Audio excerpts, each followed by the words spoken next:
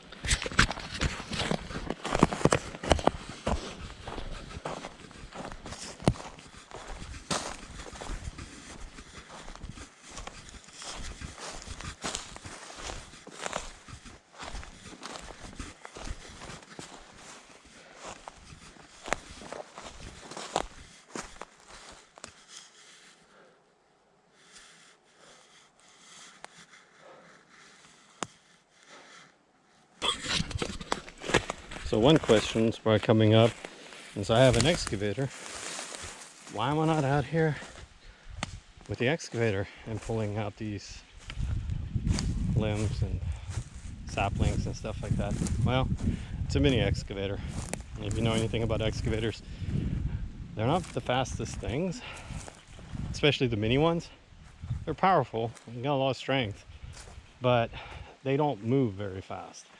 So every time I want to grab a limb from there, drive over there, drop off the limb, drive back to there, it takes me a lot longer than me to just grab it and walk it and throw it on the pile by hand. That's one of the challenges that I was talking about with the mini excavator. It's very good for doing stuff like on the spot, which you'll see here in a minute. And you see all these ferns, they got to come out. Those are absolute brutal when it comes to getting them out of the ground.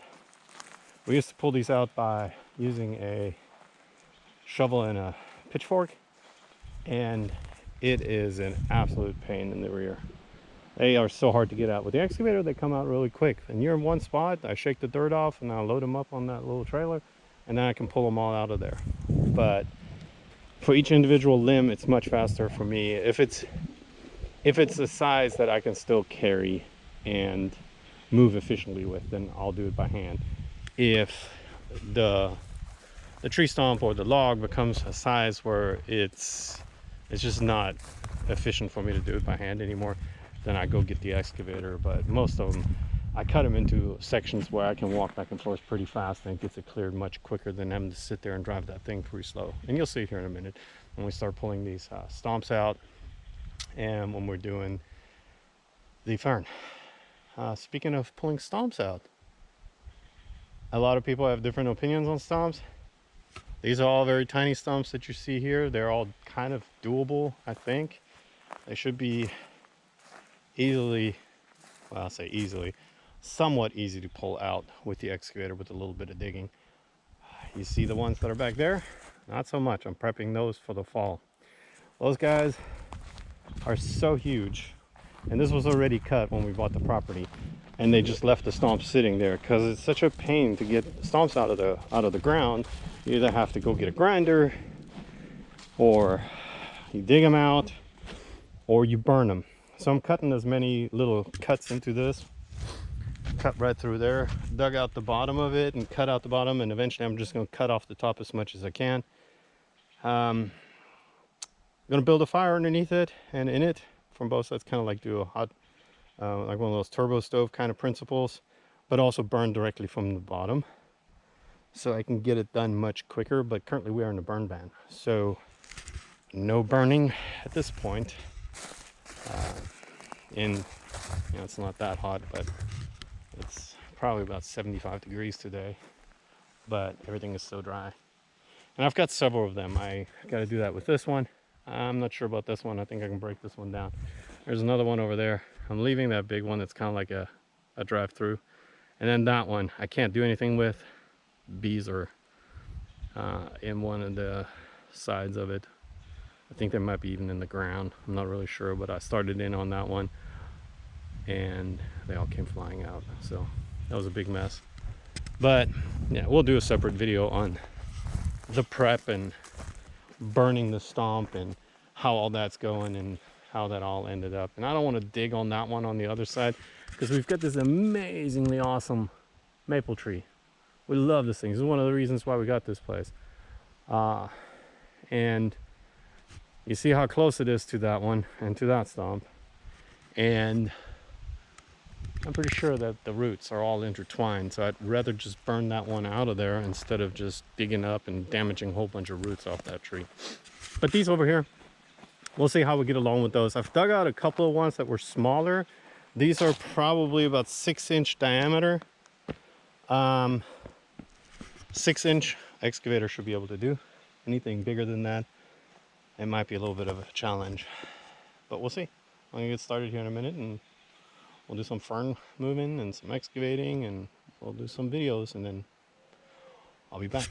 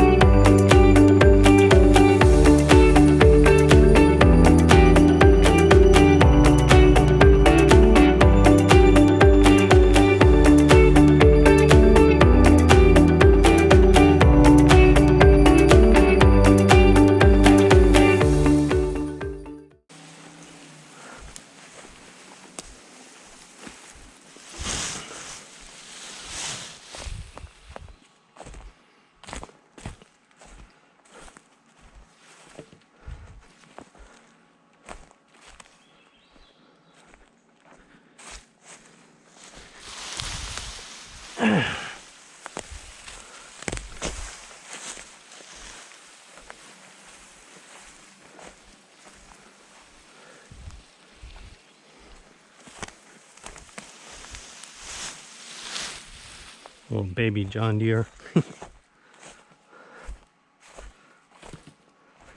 It's a good little tractor. Wouldn't laugh about it. I like those little guys. I don't need a lot of space to store them, and I can mow with it, and I can fill a couple of these things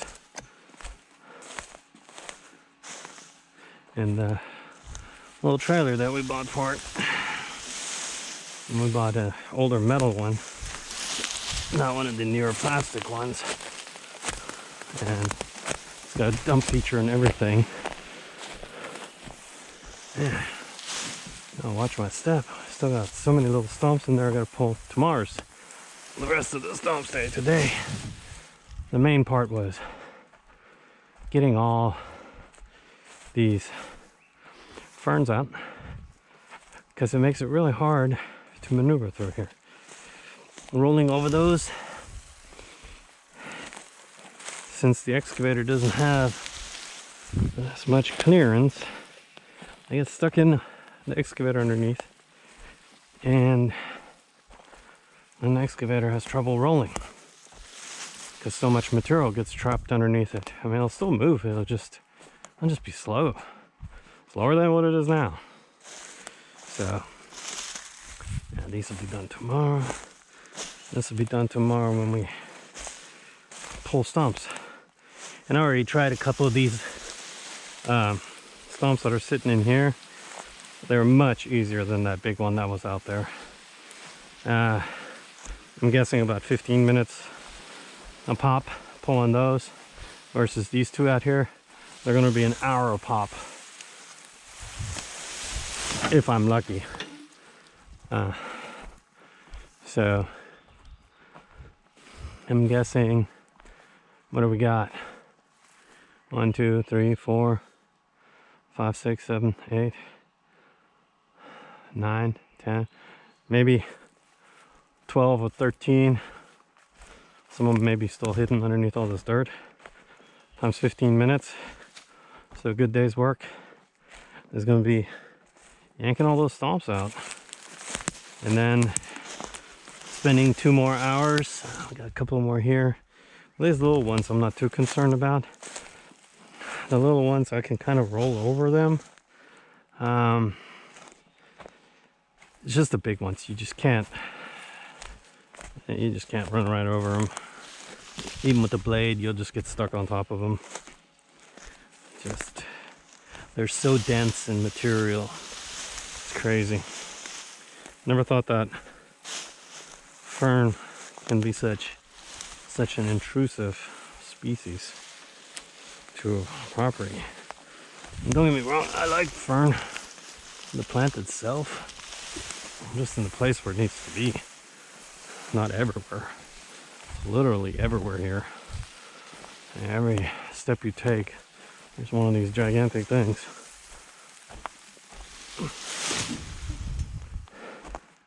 And this used to be all cleared.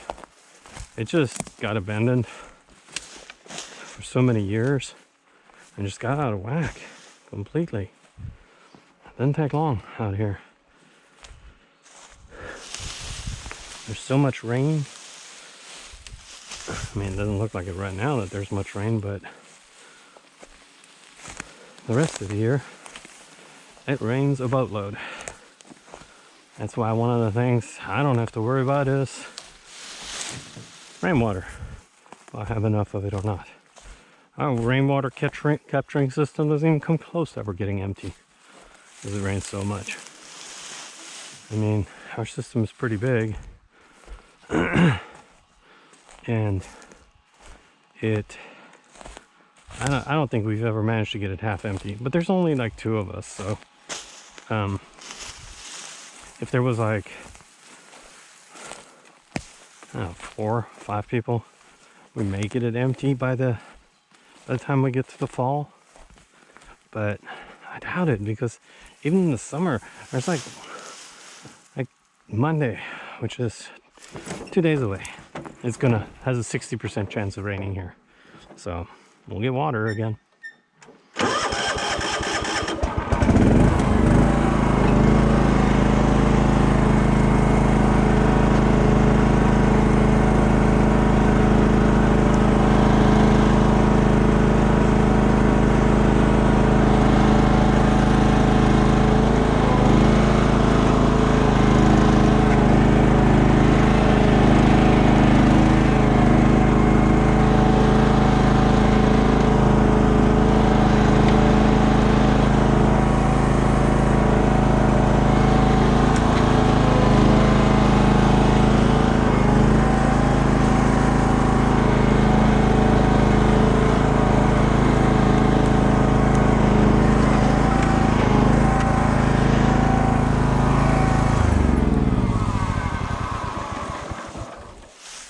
This is the drop where I put all the fern, stack them as high as I can. And these guys have so much dirt still on them, even though I shake the dirt. As you saw in the video, I try to grab as much as I can of the root. I shake it a few times until I start feeling that I'm losing grip on it, because I don't have enough to hold on to it, and then I'll toss it to the side. But there's still so much dirt in these things. So with me building a big old stack like this, next year there'll be fern growing on top of this. And just be one big old pile of fern growing here. Ah, man, if I ever want to put something here, I have to deal with one big old pile of fern.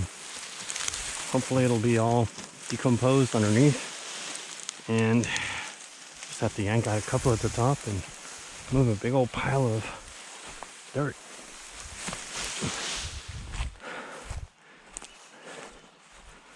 That's the joy of cleaning a property, or clearing it out from the things you want to do.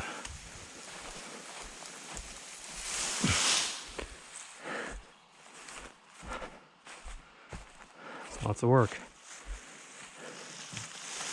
And even though, like I say, I have the equipment, excavator, it's just some of the stuff, it just takes me longer to do if I say, okay, I don't want to, do all this physical and this hard stuff manually.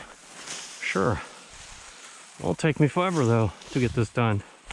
And being in an area where it rains so much, I want to try to get as much done as I can in the summer, so when the rain season comes, I'm not stuck. Because you're not doing much out here in the rain season, and it just becomes a muddy slush for you if you're in this dirt. And I know the excavator's got tracks on it, but it'll dig in just like anything else. And I can already tell you, on some of the ground that I'm on here, I can feel the excavator digging itself in, because it's so sandy and soft. I can only imagine if it was wet. And that's probably where a bigger excavator comes in more handy, but comes also with a much bigger price tag.